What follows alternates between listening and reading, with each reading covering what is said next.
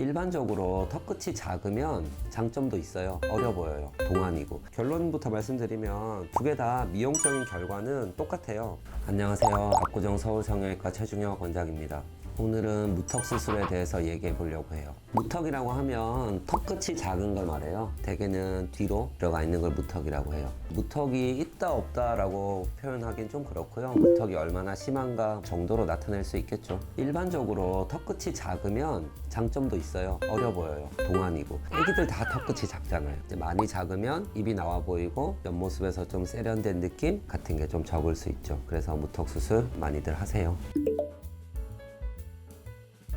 사실 분류를 해보자면 크게 두 가지로 나눌 수가 있어요. 아래 턱 전체는 괜찮은데 턱 끝만 작은 경우가 있어요. 이런 경우는 아래 턱 전체 크기는 정상이니까 치아 교합도 정상이고 다 정상인데 턱 끝만 작은 경우, 이게 진정한 이제 우리가 흔히 말하는 무턱이라고 할 수 있고, 또 다른 거는 뭐냐면 아래 턱 전체가 작은 경우가 있어요. 아래 턱 전체가 뒤로 들어가 있겠죠. 그런 경우에는 치아 교합도 맞지 않아요. 치아가 딱 맞지 않고 아래쪽 치아가 이렇게 들어가 있는 거죠. 반대로 아래턱 전체가 큰 경우도 있겠죠. 치아 교합이 아래턱이 이렇게 나오게 되겠지. 아래턱 전체가 큰 거를 우리가 흔히 뭐라 하면 주걱턱이라고 하잖아요. 아래턱 전체가 작은 거를 하악 외소증이라고 그래요. 그냥 환자분이 느끼시기에 이 두 개를 어떻게 구별하냐? 증상이 심하면 하악 외소증이라고 보시면 돼요. 그래서 원래 하악 외소증일 때는 진짜 이 수술의 치료 방법은 무턱 수술이 아니라 양악 수술이에요. 현실적으로는 아래턱 전체가 작더라도 무턱 수술만 해줘도 증상은 좋아지죠.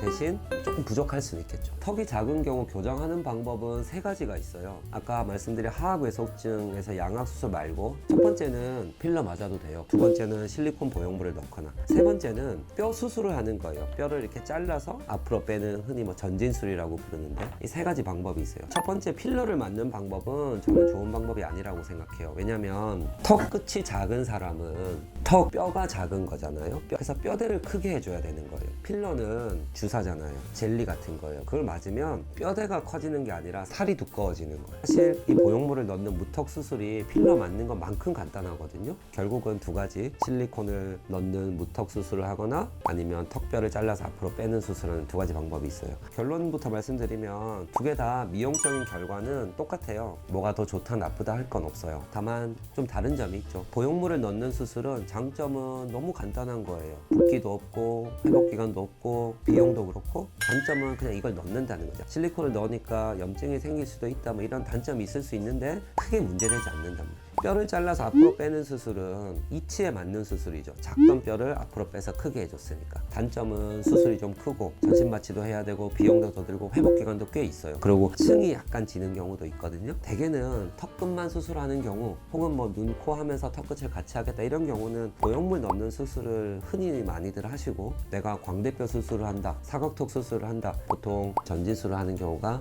흔한 거죠. 오늘은 무턱 수술에 대해서 알아봤는데요. 제가 하는 성형 수술 중에 어떻게 보면 제일 간단한 수술이에요. 사실 얻는 거는 되게 많은 수술이에요. 턱이 작다, 옆모습 같은 데서 세련된 느낌이 부족하다고 할 때 무턱 수술 고려해 보시는 거 되게 좋을 거예요. 지금까지 압구정 서울성형외과 최중혁 원장이었습니다.